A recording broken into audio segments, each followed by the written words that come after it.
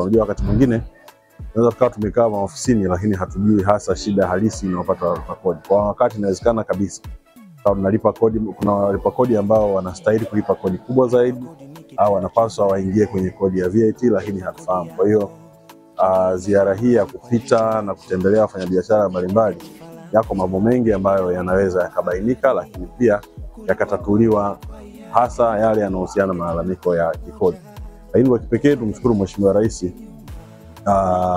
malalamiko ya kodi mengi yamepungua, na kwa kiasi kikubwa kuna timu mbalimbali ambazo zimeundwa kwa ajili ya kupitia mambo mengi ambayo yalikuwa changamoto hasa za kodi katika maeneo tofauti. Timu hizo zinafanya kazi na zitakapokamilisha zitampelekea Mheshimiwa Rais kwa ajili ya kuona ni namna gani kuna marekebisho, kama kuna maeneo ya kufanyia marekebisho ili kupunguza malalamiko ya kikodi zifanyiwe. Lakini kwa kikubwa Mheshimiwa Rais sasa hivi amefungua milango ya kibiashara, kwa tunawataka wafanyabiashara wetu wafanye biashara zao kwa kufuata taratibu. Hilo moja. Lakini pili, hili sasa tuweze kukusanya kodi ya kutosha na inastahili.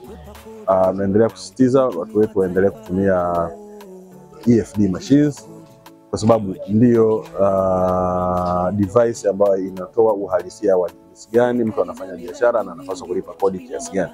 Kwa tuendelee kuwasihi watu wetu na wafanyabiashara kuendelea kutoa risiti, lakini pia kuendelea kutumia mashine za EFD ili waweze kulipa kodi kwa kile ambacho wanastahili. Kwa hiyo kwa kipekee kabisa tumshukuru Mheshimiwa Rais pia kwa kuendelea kuifungua nchi. Watu sasa wanafanya biashara, lakini malalamiko yanapungua kwa sasa. Leo tuko wilaya ya Ubungo kwa ajili ya kuwatembelea walipa kodi wetu mlango kwa mlango. Dhumuni kubwa ni kuhamasisha juu ya ulipaji kodi, pia kuangalia changamoto zao na kusikiliza maoni yao juu ya huduma zetu tunazotoa. Ushauri wangu kwa walipa kodi wote, huu ni mwezi wa 3 kwa mwaka wa 2025.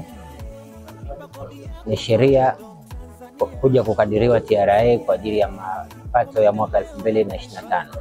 Kwa hiyo hima ufike ofisi za TRA zilizopo karibu yetu kwa ajili ya kufanya makadirio kwa mwaka wa fedha 2025. Leo wametembelea TRA kwa ajili ya kufanya makadirio, kuangalia namna kama tunazo TIN number, lakini pia leseni, na kuangalia maendeleo ya biashara zetu na kujua mambo mbalimbali yahusuyo biashara zetu pamoja na ulipaji wa kodi kwa ujumla.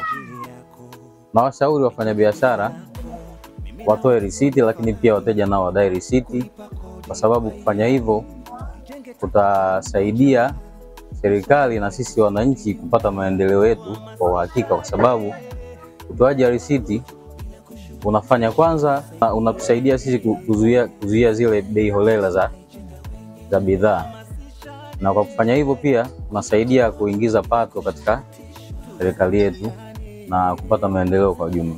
Kwa majina naitwa Flora Anton Sekemi. Wamepita TRA, tumejifunza mengi, tumejifunza kuhusu kulipa kodi kwa wakati, tumeshauriwa pia kutoa risiti endapo tunauza bidhaa zetu.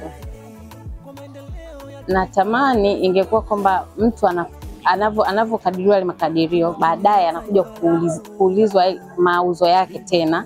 Kama ikitokea kwamba yale mauzo yako chini, aweze kubadilishwa kile kiwango ambacho anatakiwa alipe. Faida za kulipa kodi. Faida za kulipa kodi kwa Mtanzania ambaye ni Mtanzania kweli, mzaliwa Mtanzania, ni nzuri sana. Unapolipa kodi ndio nchi inapopata maendeleo. Lakini kuna baadhi ya Watanzania ambao wanakwepa kulipa kodi. Hawa hawaitakii mema Tanzania. Unapolipa kodi wewe ndio unapoishi, unapopata maji, unapopata umeme, unapopata chakula na kila kitu ni kodi. Huwezi kuishi serikali ambayo watu wake hawalipi kodi, itabakia kuwa serikali ya matajiri tu, lakini kodi ni muhimu sana.